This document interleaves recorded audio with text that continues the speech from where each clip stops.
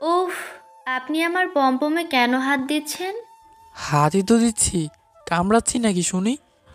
আর আমি তো ভালোবাসায় দিচ্ছি, তাই না? ভালোবাসা চাই না। এত জোরে ধরছেন কেন? ব্যথা পাচ্ছি তো। আচ্ছা, আস্তে আস্তে করতেছি শোনা। আহ, কোমরে ব্যথা পাচ্ছি তো। আর একটু কষ্ট করো না জান, এ তো হয়ে গেছে।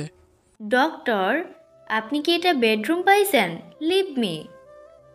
আমার এমন গর্জে ওঠা কথাতে মোটেও ভরকালেন না উনি, বরং কোমরটা আর একটু আঁকড়ে ধরে কাছে টেনে নিলেন।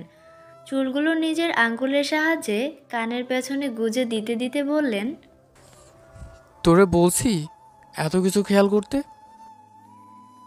আমি ওনার দিকে ব্রু কুঁচকে তাকিয়ে বললাম, মোটেও ফাজলামো করবেন না, ক্লাস করছিলাম, আমি মিস হয়ে গেল। আমি হেল্প করে দেব। ও মেঘা পাখি। আমি ওনার দিকে আর চোখে তাকিয়ে ঢুক গিললাম।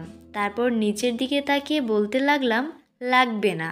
উনি ব্রু কুঁচকে রাগ নিয়ে বললেন, চুপ কর, বেশি বুঝিস না, দাঁড়িয়ে থাক। আমি ওনার হাতের উপর হাত রেখে ছাড়ানোর চেষ্টা করলাম। কেউ দেখে ফেললে নিজের মানসম্মান তো যাবেই, সাথে আমারটাও। এত কিছু খেয়াল করতে হবে না, তুই দাঁড়িয়ে থাক শুধু। আর একটু চেপে ধরে ক্রমশ এগোতে লাগলেন। আমি চমকে গেলাম, ভরকালাম। চোখের পাতার পলক বার কয়েক দরজার দিকে একবার তাকিয়ে অসহায় কণ্ঠে বলতে লাগলাম, হাসপাতালেও কি বেডরুম খুলে বসলেন নাকি? আমি ফুপিকে বলবো। শত বিরক্তি এসে ভিড় করলো ওনার মুখে।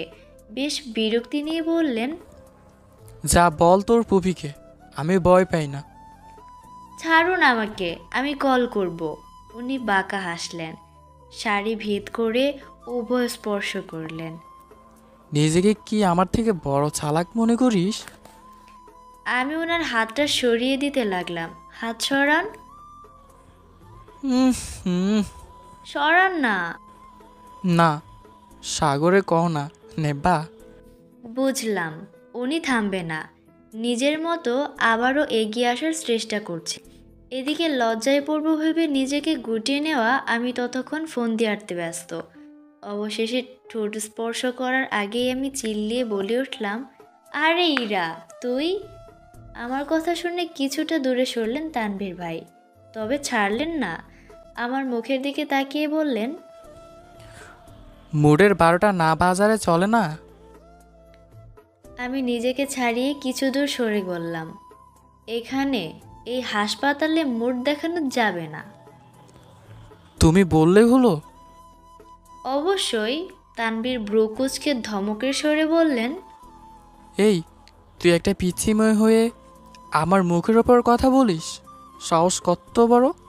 আমি ওনার দিকে ফিরে নিজের কোমরে হাত রেখে ঘাড় কিছুটা কাত করে বললাম, আচ্ছা, আমি পিচ্ছি? তা নয়তো কি? এই শাড়ি আর অ্যাপ্লন পরে কি নিজেকে বড় প্রমাণ করতে চাও?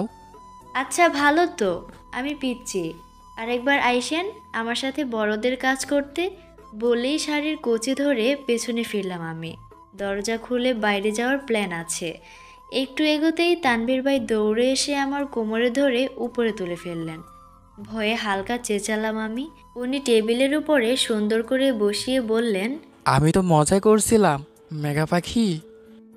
এটা কি ছিল? কোনটা? আমি রাগ কন্ট্রোল করে দাঁতে দাঁত চেপে বললাম, এভাবে তুলে আনাটা। উনি নিজের দুই হাত আমার কাঁধের পাশে তুলে দিয়ে মুচকি হেসে বললেন, আরে তুই চলে যাচ্ছিলি, তাই তুলে আনলাম। তাই না? হাসপাতালটাকে কি পেয়েছেন আপনি? আরে বাবারে, হাসপাতাল তো হাসপাতালই। ডিউটিতে থেকে এসব কি করছেন? তানভীর ভাই একদম ইনোসেন্ট ফেস ঝুলিয়ে বললেন, কই কি করলাম? এমন তো না যে আমি কাজে ফাঁকি দিচ্ছি, আমি তো কাজ করছি। তাই বুঝি? এটা কি কাজ? তানভীর ভাই নিজের ফর্মে ফিরে এলেন। কোমর চেপে চোখ টিপে বললেন, এটাও তো একটা কাজ। আজাইরা। আমার কথা শুনে মুখ বাঁকালেন তানভীর ভাই। অন্যদিকে ফিরে বললেন, তোর কাছে তো সবই আছে এরা। রোমান্টিক কোথাকার। এবার আমি নিচ থেকে মুখ তুলে ওনার দিকে তাকালাম। আলতো চেঁচিয়ে বললাম, কি আমি আনরোমান্টিক? তা নয়তো কি, সারাদিন খালি ফটর ফটর করিস আর জ্ঞান দিস। ও হ্যালো, জ্ঞান আমি না, আপনি দেন সারাদিন। এটা করিস না, সেটা করিস না। কি এলেন আমার রোমান্টিক পুরুষ। বলতে বলতে অনেকবার মুখ ভেঙচিয়ে কাটালাম আমি। তানবীর ভাই গাল চেপে ধরে হালকা হেসে বললেন, তুই চাইলে এখনই দেখাতে পারি। দরকার নেই বলে ওনার হাতটা সরিয়ে দিলাম। আবারও কাঁধে হাত চেখে বললেন, তুই বললে তো আর হবে না, দেখতে যেহেতু পেয়েছিস। ওনার কথার প্রতিবাদ করলাম। আমি আঙ্গুল উঁচিয়ে বললাম, আমি মোটেও দেখতে চাইনি। আপনি এক নম্বরে একটা নির্লজ্জ। আগেরবার মাহফুজের সামনে ধরা খেয়েও শিক্ষা হয়নি। কিসের ধারা? আমি কি চোর নাকি যে ধরা খামু? আমাদের পার্সোনাল টাইমে চলে এসেছিলি। আপনার টাইমের সম্পর্কে তো আর মানুষ জেনে বসে থাকে না যখন তখন। আমরা আমাদের জায়গায় ঠিকই ছিলাম, ও নিজে এসে নক না করে ঢুকে পড়লো, তো এতে কি হয়েছে বুঝলাম না। আমি ওনার কুঁচকে থাকা মুখটার দিকে তাকিয়ে থেকে ফিক করে হেসে দিলাম। পা দুলাতে দুলাতে বললাম, ইস, আপনার চেহারার কি সুন্দর করে জেলাসি ফুটে উঠেছে। দেখছেন দেখছেন ডক্টর। উনি হাত ভাঁজ করে অন্যদিকে তাকিয়ে বললেন, মোটেও না। মোটেও হ্যাঁ। আপনি মাহফুজের কথায় এমন রিয়েক্ট কেন করলেন? করার তো কথা নয়। তোর এত কিছু হচ্ছে সেটা তুই বুঝতে পারছিস না? আরে আমার কি হবে, আমি তো এমনি বলছিলাম। বলতে বলতে মুখ চেপে হাসলাম আমি। উনি তা দেখে গম্ভীর কণ্ঠে বললেন, উফ, হাসার কি আছে? আমি হাসি থামিয়ে দিয়ে নামতে নামতে বললাম, নাথিং। কই যাস? উনি এমনভাবে অবাক হলেন যেন আমার কথাও যাওয়ার কথা নয়। আমি ডোন্ট কেয়ার ভাব নিয়ে বললাম, কই মানে? ক্লাসরুম। বলতে বলতে দরজার কাছে চলে এলাম আমি পিছন পিছন থেকে শাড়ির আঁচলে টান পড়ল। আমি পেছনে ফিরে বললাম, আবার কি? তানবীর ভাই ঠোঁট উল্টে বললেন, তুলে এনে লাভটা কি হলো? আমি তো বলিনি তুলে আনতে, ছাড়ো বলছি, ক্লাস আছে আমার। নিকুচি করেছে তোর ক্লাসের, এতক্ষণ আটকে রেখে কি পেলাম? শাড়ির আঁচল ছেড়ে ফেলে পিছনে ঘুরে শাড়ির আঁচল ছুঁড়ে ফেলে পিছনে ঘুরে গেলেন উনি। দীর্ঘশ্বাস ফেললাম আমি। উনি যে কি জিনিস আল্লাহ মাবুদ জানে। এগিয়ে গিয়ে ওনার সামনে দাঁড়ালাম। উনি আমার দিকে না তাকিয়ে বললেন, ছেড়ে দিলাম, যা ক্লাসে যা। আপনি যে কত বড় অসভ্য তা কি আপনি নিজে জানেন? উনি আমার দিকে তাকিয়ে বললেন, জানি, আমি বলতে হবে না, জানি বলে হতবকা কেউকে তুলে আনলাম। বাপরে। তানবীর ভাই আবারও ঠোঁট উল্টে নিচের দিকে তাকিয়ে রইলেন। মুচকি হাসলাম আমি। পাটা উঁচু করে ওনার ঠোঁট জোড়ার দিকে এগোতেই দরজায় নখ পড়ল। আমার দিকে তাকালেন তানবীর ভাই। দূরে সরে গেলাম আমি। একবার তাকিয়ে হালকা হাসলেন। মাথা চুলকিয়ে এগিয়ে গেলেন দরজার দিকে। বিনিময়ে লাজুক হাসি উপহার দিলাম আমি। দরজা খুলে আপুকে দেখতে পেলেন তানবীর ভাই। কিছু বলতে নিলেই পিছন থেকে এগিয়ে এলাম আমি। একবার তানবীর ভাইয়ের দিকে, একবার আমার দিকে তাকিয়ে অবাক হয়ে বললেন, মেঘা। হ্যাঁ তো? না মানে, ওর তো এখানে থাকার কথা ছিল না। কে থাকবে আর কে থাকবে না সেটা আপনি বলে দিবেন মিস ইরা। ও আমার স্ত্রী, এখানের একজন স্টুডেন্ট, তাই এখানে থাকাটা অস্বাভাবিক নয়। আপনি কি বলতে এসেছেন সেটাই বলুন। ইরা আপু আমার দিকে একবার তাকিয়ে তানবীর ভাইয়ের দিকে ছল ছল চোখে তাকিয়ে বললেন, একটা কথার জন্য এতগুলো কথা শুনিয়ে দিলেন। আমি তো জাস্ট মাহফুজের খবর দিতে এসেছিলাম। আমি কপাল কুঁচকে কথার মধ্যেই বলে উঠলাম, মাহফুজ? ওনার আবার কি হলো? আমার কথা শুনে আমার দিকে কপাল কুঁচকে তাকালেন তানবীর ভাই। আমি এখনও ইরা আপুর উত্তরের আশায় মুখ পানে তাকিয়ে। ওনার অ্যাক্সিডেন্ট হয়েছে, আইসিইউতে আছেন। মুখে হাত চলে গেল। আবার অবাক হয়ে বললাম, কি বলছেন? এসব বলেই দৌড় দেওয়ার আগেই তানভীর ভাই পিছন থেকে হাত টেনে ধরলেন। আমি কপাল কুঁচকে বললাম, কি হলো? কই যাবি? নাই, শোনেন নাই? মাহফুজ ভাই অ্যাক্সিডেন্ট করেছে, সেখানে যাচ্ছি। কেন? তুই গেলে কি সব ঠিক হয়ে যাবে? হাসপাতালে দৌড়াদৌড়ি মানায় না, চুপচাপ দাঁড়া।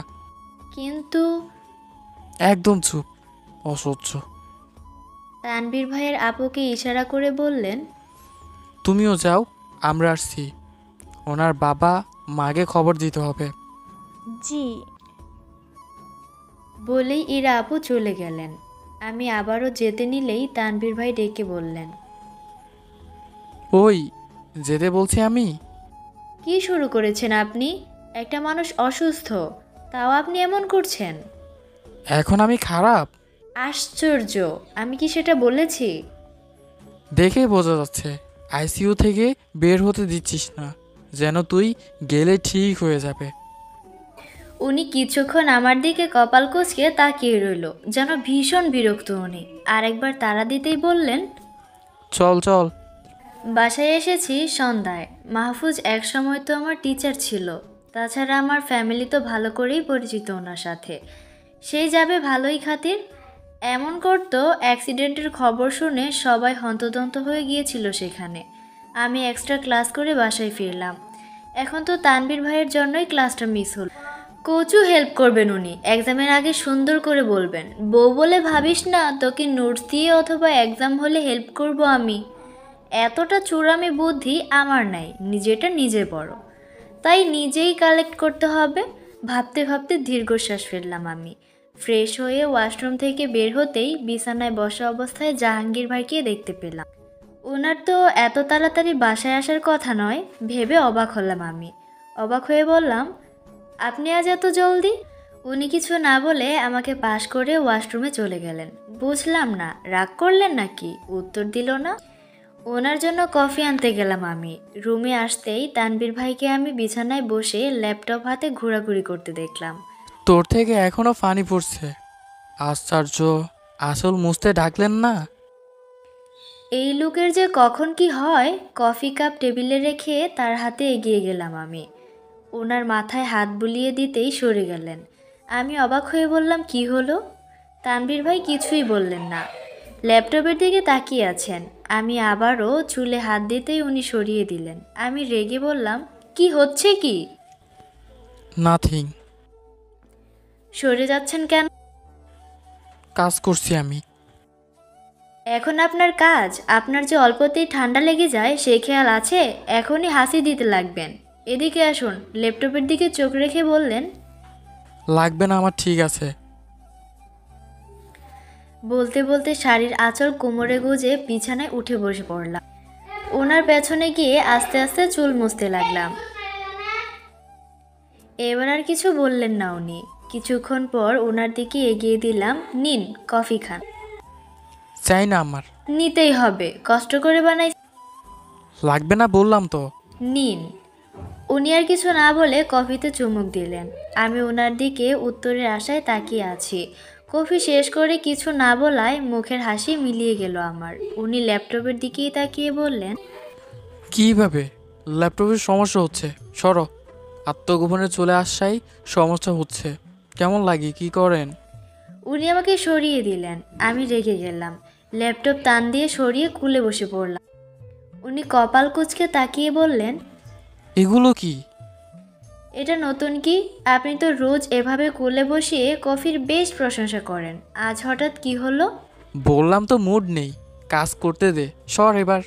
না, সরব না। দুই পাশে মাথা নাড়ালাম আমি।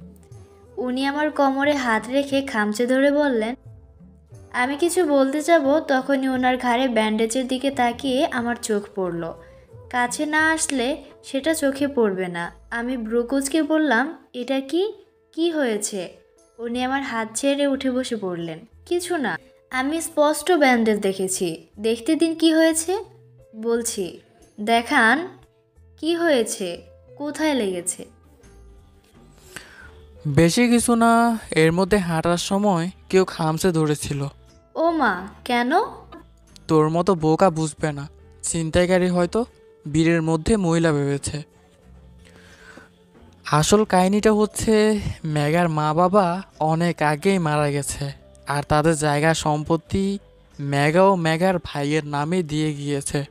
কিন্তু মেঘার ভাই জাহাঙ্গীর নেশায় আর মেয়ে নিয়ে মানুষ ঘরে তুলে সব টাকা নষ্ট করে ফেলে তার ভাগের।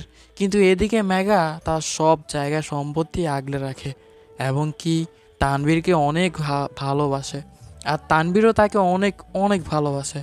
আর এই বিষয়ে তানভীর সব কিছুই জানে, এই জন্য তাকে সব সময় চোখে চোখে রাখে। কিন্তু কালকে ইরা এবং জাহাঙ্গীর দুজন মিলে তার ক্ষতি করতে চেয়েছিল। আর এই বিষয়টি নিয়ে যখন জাহাঙ্গীরের কাছে যায়, মানে মেঘ আর মেঘের ভাইয়ের কাছে যায় সমাধান করতে, তখনই তাকে আক্রমণ করে। আর এসব কথা যখনই মেঘা এবং তানভীর বুঝিয়ে বলে, তখন মেঘা বিশ্বাস করতে চাইছিল না। কিন্তু তানভীর অনেক বুদ্ধিমত্তির সাথে সব মোবাইলে রেকর্ডিং করে মেঘাকে দেখায়, আর মেঘা সেই ভিডিও নিয়ে পুলিশের কাছে যায়। তারপর তার ভাই ওই ইরাকে ধরে নিয়ে যায়। তারপরে তানভীর মেঘার ধুমধাম করে বিয়ে হয়। অবশেষে বাসর রাত। কি হলো, আজকে কি দূরে দূরে থাকবা? একটু কি আদর করতে দিবা না? না সোনা, দিব না, আমার খুব লজ্জা করছে। আজও কিসের লজ্জা শুনি? আজ তো তোমার আমার বাসর রাত। আচ্ছা ঠিক আছে, তাহলে শুরু করো। এই, আপনারা আবার কিছু দেখবেন না। গল্পটি ভালো লাগলে অবশ্যই শেয়ার করবেন। আল্লাহ হাফেজ।